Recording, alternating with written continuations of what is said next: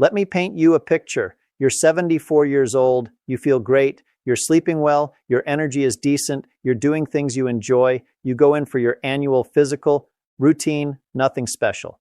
Your doctor glances at your chart and says, "You know what, let's run a few tests, just to be safe." 6 weeks later, you're sitting in a surgeon's office.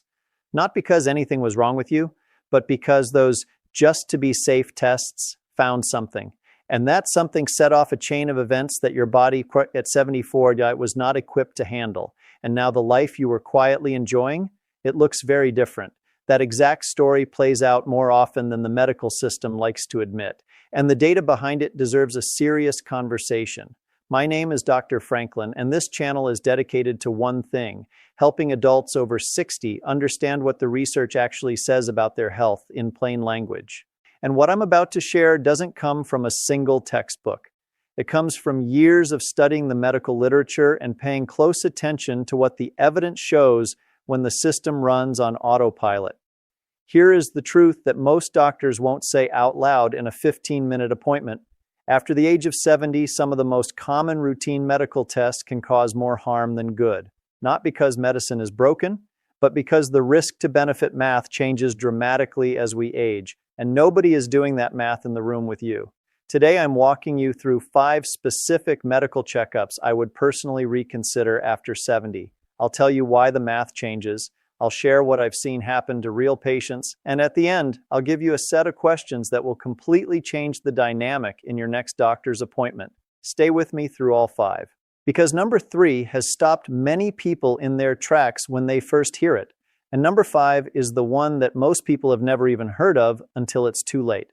Before we get into this, I'd love to hear from you. Where are you watching from today? Drop your city or country in the comments. I read every single one, and it really helps me see who's part of this community. All right, let's get started. Before we get into the 5 checkups, I need to give you one concept, because without it, nothing I'm about to say will fully make sense. I call it the longevity lens. When you're 50, screening medicine works beautifully. You find a problem early, you treat it, and you potentially buy yourself 30 more years of healthy life. The investment is worth it. The math is clean. But here's what changes after 70. 3 things specifically. First, many conditions detected by routine screening in older adults will never actually harm you. They grow slowly, they cause no symptoms. You will likely outlive them. But once they show up on a report, medicine doesn't have a leave it alone and watch button. It has a treatment button. Second, your body's tolerance for intervention drops with age. The surgery that a 55-year-old bounces back from in 2 weeks, that same surgery in a 78-year-old can mean months of recovery, complications, loss of independence, or worse. Third, there is something called the cascade effect. One test finds a small abnormality. That triggers a follow-up scan. The scan recommends a biopsy. The biopsy leads to a procedure. The procedure causes a complication. And suddenly, a person who walked in feeling perfectly healthy is navigating a medical nightmare. All started by a test they didn't need. That's the longevity lens. Keep it in your mind as we go through each one. Before we begin, take a second and tell me your name and where you're tuning in from. I go through the comments and I genuinely want to know who I'm speaking to and supporting here. Checkup number 1, routine colonoscopy. After age 75. Let me tell you about Dorothy. Dorothy was 77 years old, a retired librarian from rural Tennessee. She'd had 2 colonoscopies in her 50s and 60s, both completely clean. No polyps, no family history of colon cancer, no symptoms whatsoever. But her new primary care doctor looked at her chart and said she was due for another one. Dorothy did her research. She had concerns, but she didn't want to seem difficult, so she went. The prep, the liquid you have to drink the night before to clear your bowels, hit her kidneys hard. By the next morning, she was confused, dizzy, and barely able to stand. Her daughter rushed her to the emergency room before she ever made it to the procedure. She was severely dehydrated and her electrolytes were so dangerously low, her heart was at risk. Dorothy spent 4 days in the hospital. She never had the colonoscopy. And the irony, she didn't need it. The United States Preventive Services Task Force, the gold standard body that sets screening guidelines in this country, officially recommends against routine colonoscopy screening for average risk adults over the age of 75. The evidence is clear. After 75, if you have no symptoms, no family history, and clean previous scopes, the risks begin to outweigh the rewards. And those risks are real. Bowel perforation, a literal tear in your colon, occurs in approximately 1 in every 500 colonoscopies. In a younger adult, that's a manageable surgical complication. In a 77-year-old, it can mean emergency surgery, a colostomy bag, extended hospitalization, and a recovery that fundamentally changes your quality of life. Meanwhile, the colon cancers most likely to be found in asymptomatic older adults tend to grow slowly enough that in many cases, they would never cause problems in a person's remaining lifetime. What to do instead? Ask your doctor about a non-invasive stool-based test like the Cologuard or annual FIT test.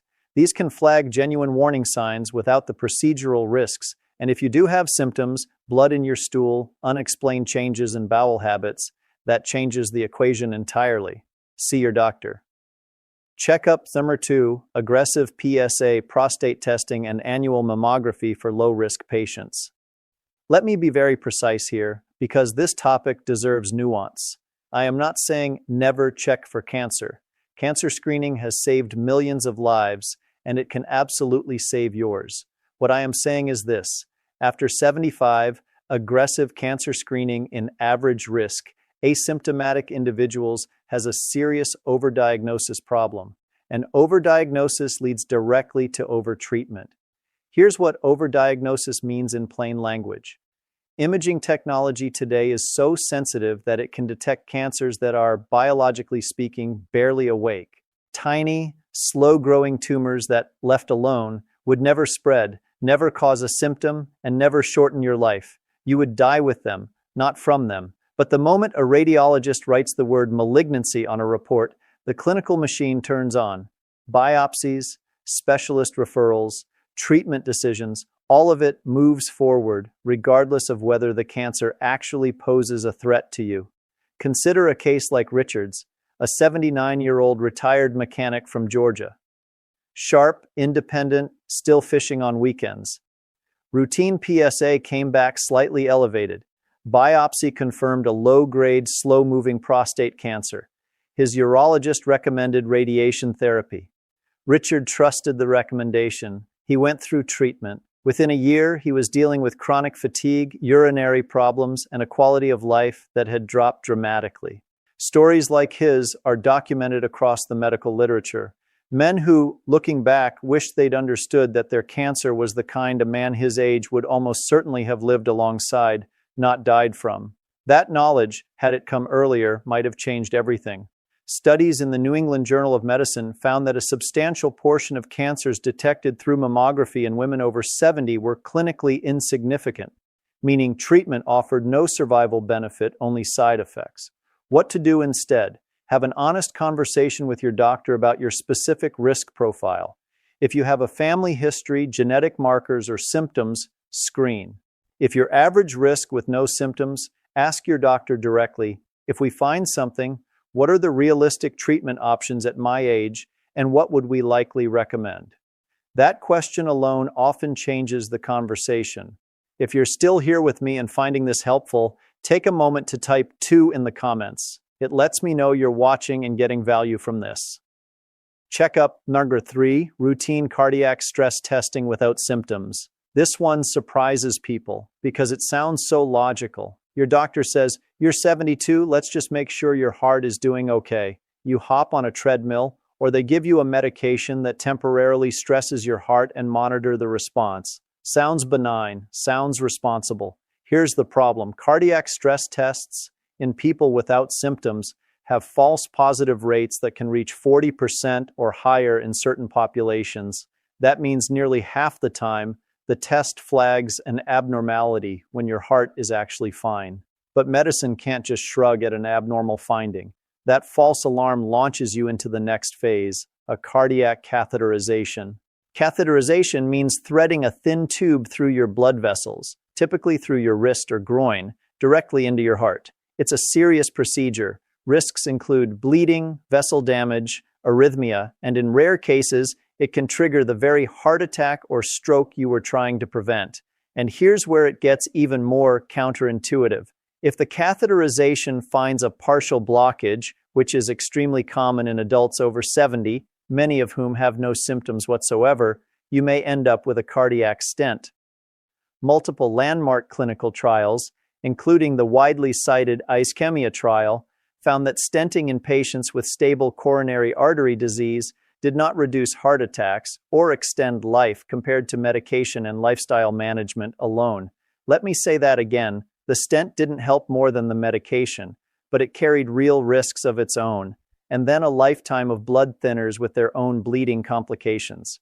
So you've gone from feeling fine, routine test, false alarm, catheterization, stent, blood thinners, ongoing monitoring, and you are no better off statistically than someone who simply managed it with medication and a 30-minute daily walk.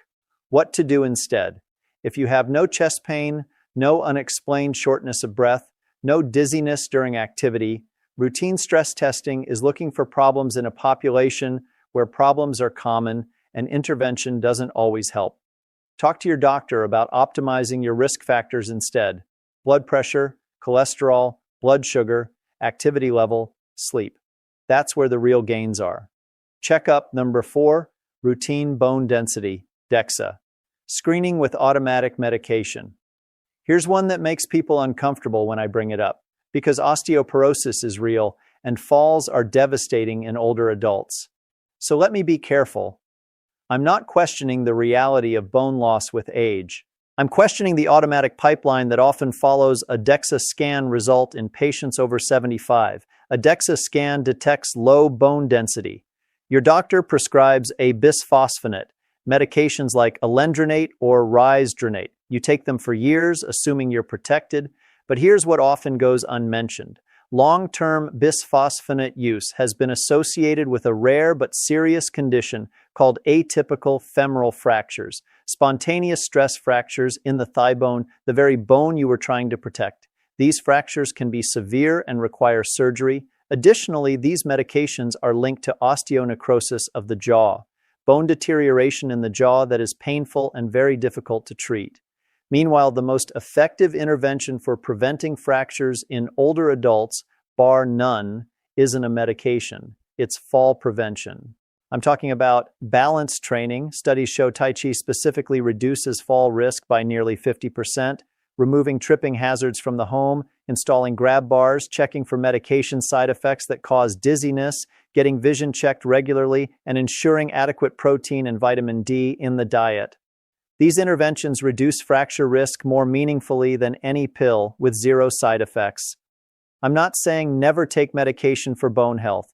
There are absolutely patients who need it, those who've had fractures, those with very low T-scores, those with specific risk factors. But a routine DEXA leading to automatic long-term medication for an active 74-year-old who has never broken a bone and is otherwise healthy? That's a conversation worth having, not a foregone conclusion. What to ask your doctor? Before we talk about medication, can we review my fall risk factors? And what's the actual fracture risk reduction from this medication compared to a structured fall prevention program? And if you've made it this far and you're getting value from this, type the number 4 in the comments. It's a simple way to let me know you're here and following along. Checkup number 5. Asymptomatic carotid artery ultrasound screening. This is the one almost nobody is talking about. And based on what the research shows, it's one of the most quietly consequential. A carotid artery ultrasound checks the large blood vessels in your neck that carry blood to your brain. The idea is simple. If we find a significant blockage, we can surgically clean it out and reduce your stroke risk. Logical, right? The reality is far more complicated, and for asymptomatic patients, far more dangerous than it sounds. Here's the key fact. The surgical procedure used to treat a carotid blockage, called a carotid endarterectomy, carries a 2 to 3% risk of causing a stroke during or immediately after the procedure. In older adults, especially those with other health conditions, that risk is higher. The United States Preventive Services Task Force explicitly recommends against routine carotid artery screening in adults who have no symptoms no mini strokes, no vision loss episodes, no neurological symptoms. Their analysis found that in asymptomatic people, the risk of surgical harm outweighs the benefit. Here's why. Many people over 70 have some degree of narrowing in their carotid arteries. That narrowing has often been there for years, stable, silent, not causing any problems. When you screen for it routinely, you find it, and then a well-meaning surgeon recommends fixing it. But the surgery to fix a blockage that was never causing symptoms can, and sometimes does, dislodge a tiny piece of plaque that travels directly to the brain. I'm not going to walk through a single case study for this one, because the documented outcomes are too significant to reduce to one anecdote. The medical literature shows people walking into a routine screening appointment and leaving on a completely different trajectory than they ever imagined, not because of the blockage that was found, but because of the intervention that followed. What to do instead? If you have no symptoms of stroke or TIA, no sudden vision changes, no facial drooping, no arm weakness, no sudden severe headache, then routine carotid ultrasound is generally not recommended. The far better investment is in controlling the actual modifiable risk factors: high blood pressure, the single biggest stroke driver, blood sugar, smoking cessation, atrial fibrillation management, and staying active. If you do have any neurological symptoms, even brief ones that resolved, get evaluated immediately. That changes everything. Practical framework. The 5-question protocol. I promised you something you can use, so here it is. Every time your doctor recommends a screening test, especially if you're over 70 and feeling well, I want you to have these 5 questions ready. Write them down, put them in your phone, bring them to every appointment. Question 1. What is the false positive rate of this test in people my age? This tells you how likely the test is to trigger unnecessary follow-up procedures, even if nothing is actually wrong. Question 2. If this test finds something, what are the realistic treatment options for someone my age and health status? This forces the conversation toward outcomes, not just findings. Question 3. What is the procedural risk of any treatment we'd likely pursue? This is the question most people never think to ask. Every procedure has a risk. You deserve to know it up front. Question 4. What happens if we monitor this instead of treating it? For many conditions found in older adults, watchful waiting with regular monitoring is a legitimate and often superior option. Question 5. What is the most effective, non-invasive intervention for this condition? Because very often